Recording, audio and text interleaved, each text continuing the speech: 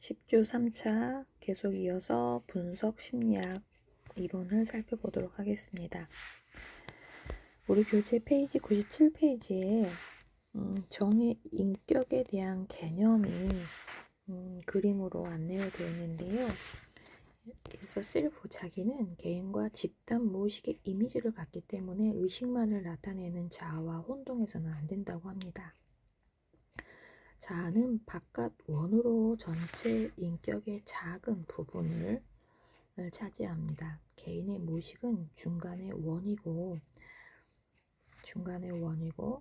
집단 무의식은 내부의 원입니다. 세 개의 원 전체가 자기이고 페르소나, 그림자, 아니마와 아니무스 네 개의 원형은 이 만다라 속에서 그려졌는데 이 이상적으로 똑같은 크기라고 해요.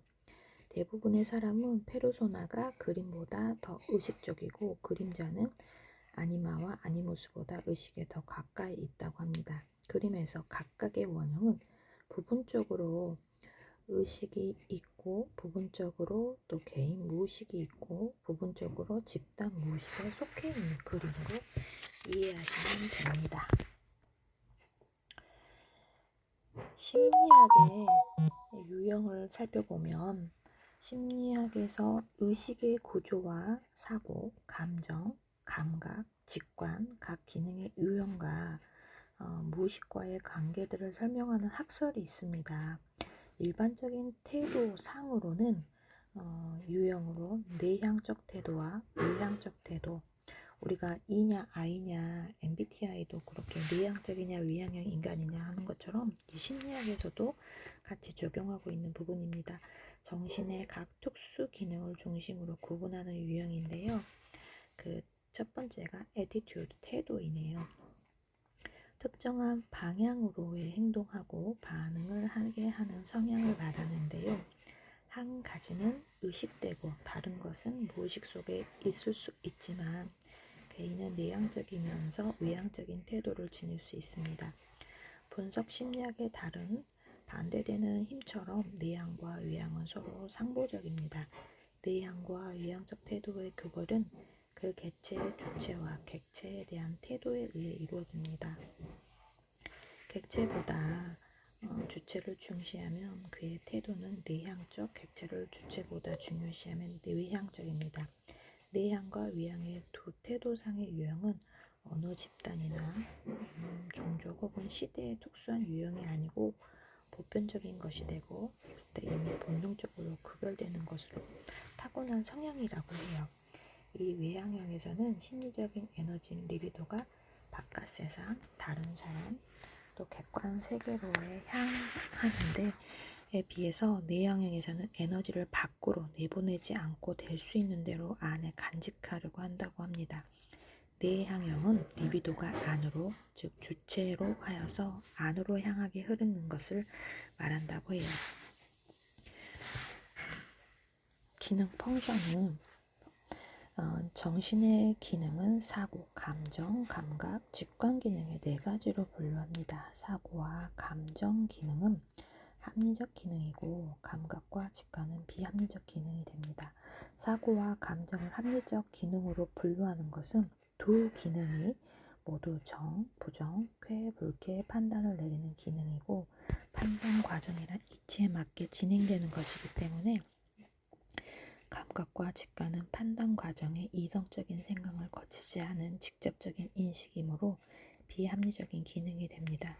내향과 외향이 네 가지의 기능과 결합해 8개의 유형이 나옵니다. 즉, 외향적 사고형, 내향적 사고형, 외향적 감정형, 내향적 감정형, 외향적 감각형, 내향적 감각형, 외향적 직관형, 내향적 직관형이 있다고 해요. 세 번째, 상담에서 어떻게 적용하면 좋은지. 정은 신경증이란 개성화 혹은 자기 실현을 향한 개인의 성장이 멈춘 심각한 질환이라고 생각을 한다고 해요. 상담을 통해서 내담자가 자신의 내면의 삶을 탐색함으로써 성격을 확장시켜 나갈 수 있고 자신의 존재에 대한 영적 혹은 종교적 태도를 개발해 나갈 수 있습니다. 정이 제안한 치료 과정은 고백, 네 단계입니다. 첫째는 아프게 하는 마음의 병, 비밀을 고백하는 것이라고 해요. 이는 정신의학자들이 사용한 방법으로 정화 효과가 있어서 자신의 비밀을 누군가와 나누고 싶어하는 내담자에게 효과적입니다. 이 단계의 주요한 특징은 내담자의 강렬한 정서 표현과 치료적 동맹이 있다는 것인데요. 내담자는 자신의 개인사를 고백함으로써 정화를 경험하며 의식과 무의식의 비밀을 치료자와 공유하게 됩니다. 고백을 통해서 내담자와 치료자의 치료적 동맹 관계가 이루어지면서 내담자는 정의를 하게 됩니다. 두 번째 명료화 단계로 내담자가 정서적이거나 지적으로 자신의 문제에 대한 통찰을 얻게 하는 것인데요. 내담자가 갖는 증상의 의미, 아니마, 아니모스, 그림자, 현재 생활 상황과 고통 등이 명료화된다고 합니다. 현재 겪는 정서적 어려움이나 비현실적인 생각과 환상이 아동기에 어떻게 시작되었는가에 대한 해석이 이루어집니다. 이는 프로이드에 의해서 사용되는 것인데 내담자가 자신의 신경증에 대한 통찰을 하도록 한다고 해요. 이 단계에서는 사회적인 문제는 풀지 못한다고 합니다. 세 번째, 아들러가 채택한 접근으로 사회적인 존재로 내담자를 교육하는 것이라고 합니다. 그렇지만 정은 내담자의 사회적인 적응만을 돕는다고 생각했고 이 단계에서 사회적 존재로 부적응이나 불균형적인 삶을 초래한 발달 과정의 문제에 초점을 둡니다. 즉 고백과 명료화 단계에서는 초점이 개인 무의식에 맞춰졌지만 교육 단계에서는 내담자의 페르소나와 자아에 초점을 맞춰서 슬기롭게 현실적인 사회 적응을 할 수 있게 됩니다.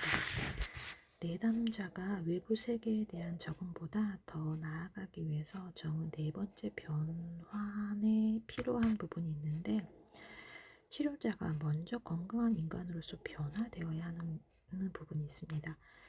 치료자 스스로 심리치료를 받으면 더욱 좋고 치료자는 변환된 삶의 철학을 가져 내담자가 개성화 이루도록 도울 수 있습니다.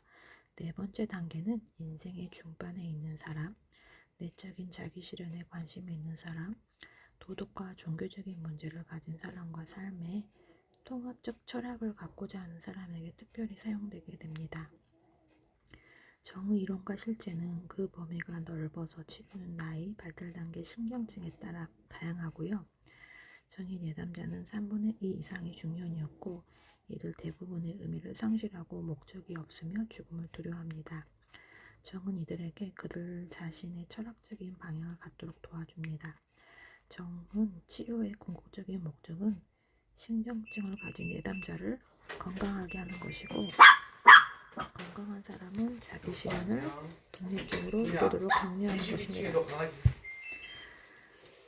이 대부분의 의미를 상실하고 목적이 없으며 죽음을 두려워하는 부분이 정의 이론에 대한 부분이고 정은 이들에게 그들 자신의 철학적인 방향을 갖도록 도와주는 부분입니다.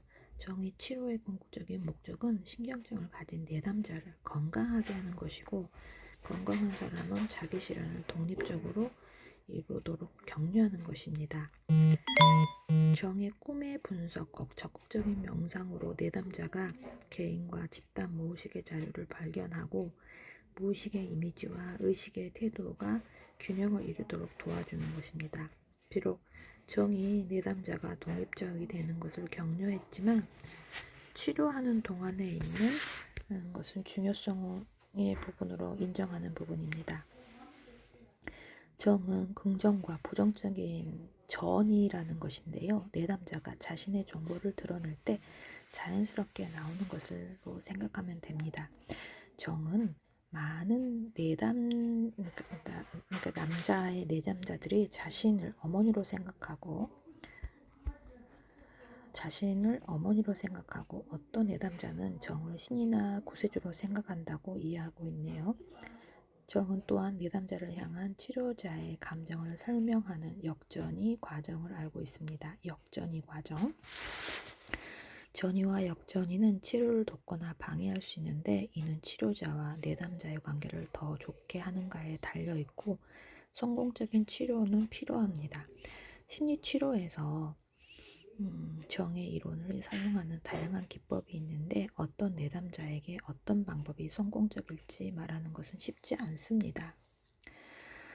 성숙한 사람에게 치료적인 목표를 삶의 의미를 찾는 것이라고 하고 균형과 정체성을 이루도록 노력하게 하는 것입니다. 자기 실현에 도달한 사람은 무의식의 자기를 의식으로 동화할 수 있어야 하고 동시에 무의식의 정신에서 멀어져 있는 것을 위험하다는 것을 깨달아야 합니다. 정의 내담자는 주로 성인이었지만 정의 개념은 미술치료, 모래놀이 치료 등에 활용되어서 남녀노소 모두에게 적용되어 오고 있습니다. 이들 치료의 효과가 특정한 문제나 특정한 개인은 물론 문화와 인종을 초월해 밝혀 있습니다.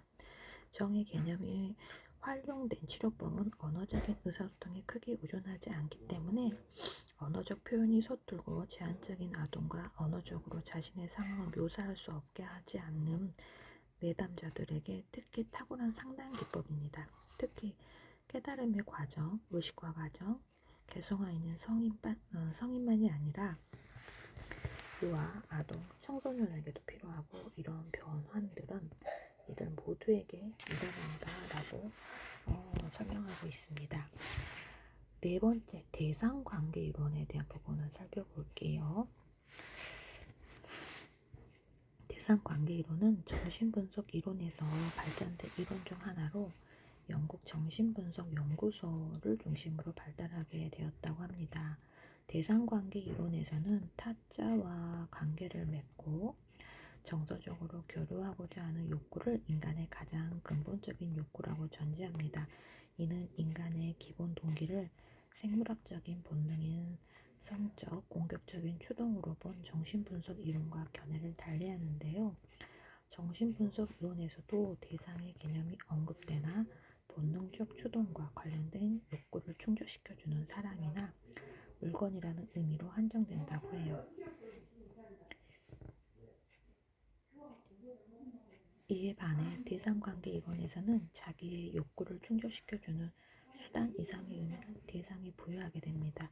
즉 대상과의 상호작용을 통해서 그 대상에 대한 이미지를 자기 속에 내면화시키고 그렇게 내면화된 정신표상이 자기가 대상과 상호작용할 때 중요하게 영향을 미친다는 개념을 포함하게 됩니다. 정신분석 이론에서는 자기의 발달과 성격 형성에 있어서 생물학적인 요소인 본능적인 추동의 영향을 강조하고 개인 내적인 심리에 초점을 두는 반면에 자기가 관계를 맺는 대상과 이루어지는 실제적인 상호작용을 크게 다루지 않습니다. 이에 반해 대상관계 이론에서는 타자와의 관계를 통해서만 나라는 존재가 의미를 갖는 것으로 봅니다. 따라서 최초의 타자인 생애 초기 양육자와의 상호작용의 경험이 성격 구조의 형성 및 발달에 미치는 영향을 중점적으로 다룬다고 해요. 갓 태어난 아기는 심리적으로 미분화된 상태에서 생존을 위해 자신을 돌보는 사람에게 의존을 하고 자신이 분리된 개체임을 의식하지 못하고 양육자와 사랑과 돌봄에 대한 것들을 받으면서 점차 아기는 자기가 분리된 개체임을 인식하고 좋은 대상, 표면 대상, 좋은 대상 표상을 내면하면서 장단점이 있는 그대로의 자기를 인정하고 가치롭게 느끼면서 다른 사람들을 배려할 수 있게 됩니다. 그러나 생애 초기에 충분히 좋은 영역을 받지 못하거나 반영의 경험에 분욕하거나 대상 표상에 대한 분열을 경험하면 자기를 온전하게 형성하고 통합하지 못하여 정신장애가 초래될 수 있다고 해요. 따라서 대상관계 이론은 오이디푸스 갈등 이전에 생애 초기의 경험에서 비롯되는 정신장애, 예를 들면 경계선 성격장애, 자기애적 성격장애 같은 이해하고 치료하는 데 많은 도움을 준다고 합니다.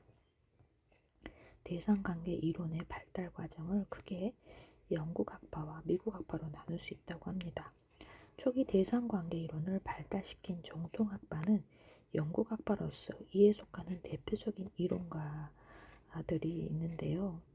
이들로부터 영향을 받은 미국 학파도 우리가 알고 있는 오토 컬버그, 헤인즈 클로프, 아놀드 모델 등이 있을 수 있습니다.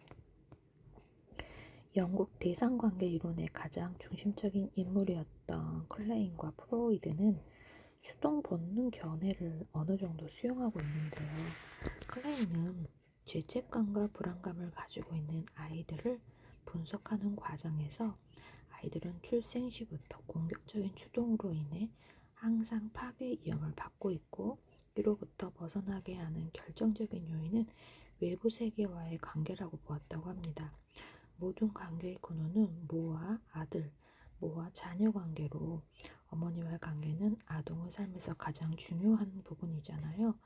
그래서 그는 인간의 정신구조는 다양한 내적 대상에서 비롯이 되고, 이러한 내적 대상은 외부 세계와의 상호작용을 통해서 변화된다고 하였습니다.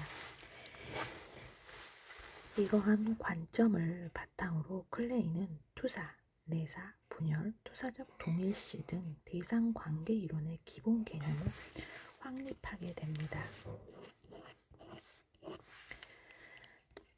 영국 대상관계 이론의 또 다른 중심 인물이 있는데요. 위니코트는 클레인의 관점에 동조하면서도 추동 본능에 초점을 둔 구조 모형 대신 자율성, 즉 자기를 따르는 자유에 초점을 둔 자기 대상 이론을 발전시키게 됩니다. 그에 따르면 인간은 자기 개념, 즉 진짜 자기를 발전시키려는 욕구를 갖고 태어나는데, 이 욕구는 어머니 유아라는 하나의 단위를 통해 성장하게 됩니다. 아기는 자신을 헌신적으로 돌보는 어머니를 통해 자신의 욕구에 어머니가 항상 정확하게 반응할 것이라는 공생적 환상을 가지게 되고, 이러한 환상은 이후 자기에 대한 감각을 발달시키는 데 영향을 미칩니다. 따라서 어머니가 자녀의 생각을 공감해주고 신속하게 반응해주는 것은 건강한 발달의 필수적인 요인입니다. 어머니의 공감은 아기로 하여금 자신을 어머니와 분리시켜 독립된 존재로 나아갈 수 있게 해주고, 이러한 경험이 대인관계의 토대가 됩니다. 대상과의 상호작용에 초점을 둔 것으로 내적 표상에 초점을 두었던 클레인의 견해와 위니코트의 견해는 대조를 이룬다고 보시면 됩니다. 북미 대상관계 이론가인 모델은 본능을 두 개의 범주, 즉 성적 리비도와 공격성의 원초적 본능으로 대상과의 관계 형성을 욕구를 자아 본능으로 구분함으로써 영국의 대상관계 이론과 전통적인 정신분석 이론을 통합하려고 했습니다. 그는 대상관계에 대한 욕구를 생물학적인 본능으로 보지 않고 대상과 상호작용하는 과정에서 대상이 자신의 욕구를 만족시켜 줄 때 충족되는 자아 본능으로 보았는데요. 자아 본능은 좋은 대상을 동일시함으로써 원초적 본능을 지배하고자 하는데, 만약 원초적 본능을 지배하지 못하게 되면 정신병리가 나타난다고 합니다. 이러한 모델의 통합 시도를 자기 심리학을 발전시킨 사람을 자존감, 자신을 사랑하는 것에 대한 초점을 둔 콜트라고 합니다. 그는 자기애적 성격장애를 주로 연구하였는데요. 전통적인 추동 모델로서는 치료가 불가능하다고 보고 관계 모델을 도입합니다. 자기에는 리비도가 대상이 아닌 자기에게로 집중이 되는 것인데요.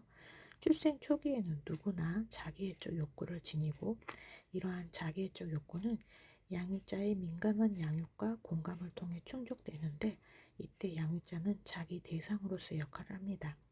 자기 대상 역할은 아동을 존재 그 자체로 가치 있음을 인정하는 것인데요. 이는 아동으로 하여금 자기의 응집성, 향상성, 탄력성을 느낄 수 있게 도와주는 타짜로서 자아 기능이 성숙되기 전 단계에서 유아에게 그 기능을 대신해 준다고 해요. 민감한 양육과 공감을 통해 외부 세계에 대해 안정감을 느끼게 되면 아이는 자기 대상인 양육자의 기능적 특성을 내면화하게 되면서 생활 속에서 겪게 되는 좌절과 실망을 견뎌내게 되고, 이러한 과정이 반복되면서 자신을 사랑하는 내적 구조를 형성하게 됩니다. 그러나 양육자가 안정감을 제공하지 못하면 아이는 전능한 존재로서의 자기 표상과 이상적인 양육자에 대한 표상을 분리한 채로 자기 구조에 통합시키지 못하여 자기 표상이 역기능적으로 작동하게 됩니다. 즉, 자신을 있는 그대로 인정하지 못하고 대단한 사람인 것처럼 포장하여 위장한 자기를 사랑하는 자기애적 성격장애를 갖게 됩니다. 콜버거는 정신분석 이론의 본능 모형과 구조 모형을 대상관계 이론과 통합하여서 구조적 대상관계 이론을 발달시켰는데요. 그는 정신구조가 자기표상, 대상표상, 그리고 이를 연결하는 정서상태로 구성되어 있다고 하였습니다. 다른 대상관계 이론가들도 자기표상, 대상표상을 언급하였으나 그는 두 가지 표상을 연결하는 정서상태가 내면화를 주도하며 정신표상의 발달은 내면화 과정의 산물이라고 주장함으로써 그들과 입장을 달리하였습니다. 한편 대상관계의 발달 과정은 마르트 홀트와 따르면 아기는 출생 초기의 주위 환경과 자신을 구분하지 못하거나 발달하면서 자기 이외에 다른 것이 존재하는 것을 알게 되고 점차 자기 주위의 것들과 자신을 구분하게 되면서 자신을 독립된 개체로 인식하게 된다고 하는데요. 이 과정을 분리개별화 과정이라고 하며 정서적으로 건강한 아이는 분리개별화가 잘 된 아이라고 합니다. 어머니의 양육 방식이 분리개별화의 성공 여부를 좌우한다고 보았다고 합니다. 대상관계 이론에서 주요 개념을 살펴보면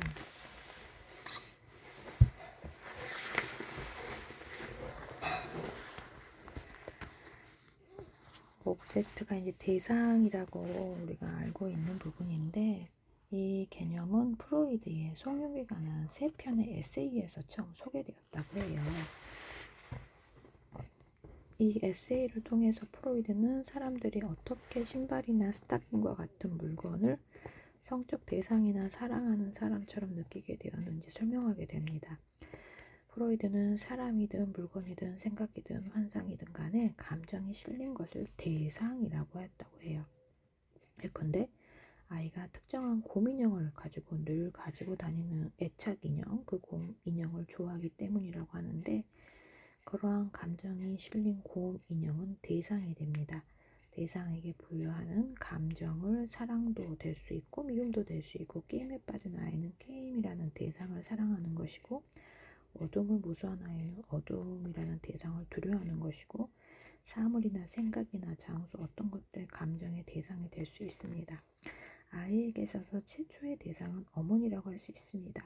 아이는 어머니라는 대상에게 사랑을 느낄 수도 있고 미움을 느낄 수도 있고, 이처럼 이 대상이라는 사람의 경우는 타짜, other라고도 지칭하는데, 대상에서는 내적 대상, internal object, 외적 대상이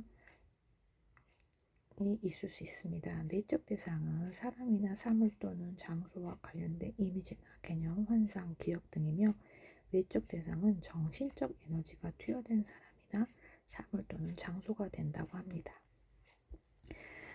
자기, 더 셀프, 이걸 에고, 자아와 구별되는 개념으로 나와 관련된 의식적, 무의식적 생각이나 느낌 또는 환상을 가리킨다고 해요. 대상 관계에 대한 부분은 자기와 대상 간의 상호작용으로 자기의 감정과 욕구에 따라서 대상을 구성하고, 그 대상이 다시 자기에게 영향을 주는 감정의 교류를 말합니다.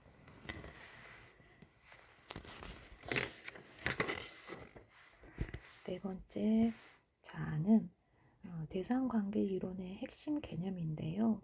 그럼에도 불구하고 그 개념이 하나로 정의되지 못하고 자기, 조직체, 조직하는 기능 등으로 혼용되기도 합니다.